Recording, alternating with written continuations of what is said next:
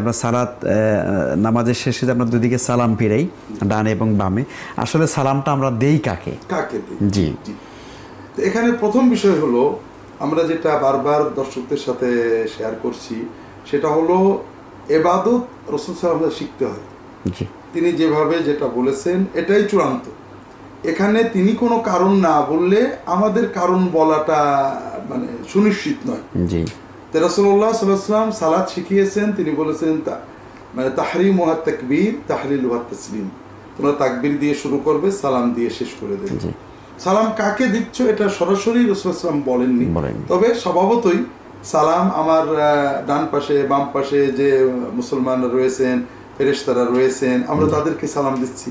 আমরা আল্লাহর তাকবীরের মাধ্যমে সালাত শুরু করেছিলাম, আল্লাহর সাথে কথা বলেছি, দোয়া করেছি, আল্লাহর প্রশংসা করেছি, আল্লাহর কাছে মনের সব কথা চাওয়া হয়ে গেছে। এবার আশেপাশে যারা আছেন, সেটা মানুষ হোক অথবা ফেরেশতা হোক, তাদেরকে সালাম জানিয়ে আমরা আমাদের সালাত শেষ করি। হাতের নখ কি বড় রাখা যাবে? হাতের নখ বড় রাখা সুন্নাহর খেলাফ, মাকরুহ, অনুচিত কাজ। নখের চিপায় ময়লা থাকে ইত্যাদি, এটা অপরিচ্ছন্নতাও, অস্বাস্থ্যকর বটে। নবীগণের সুন্নাহ, সকল নবীগণের কমনস কিছু সুন্নাহর ভিতরে একটা হলো এটা যে নখ ছোট করা, এজন্য নখ বড় রাখা নাজায়েজ এবং গুনাহের কথা। তবে এর কারণে হারাম হবে না যদি সে এটার উপর নেল পালিশ ব্যবহার না করে, ঠিকমতো নামাজ পড়ে এবং পরিচ্ছন্ন রাখে। তবে অবশ্যই সেটা মাকরুহ বা অনুচিত এবং সুন্নাহর খেলাফ। কোনো জায়গায় পশ্চিম দিক কোন দিকে সেটা না জানলে কিভাবে নামাজ আদায় করা হবে?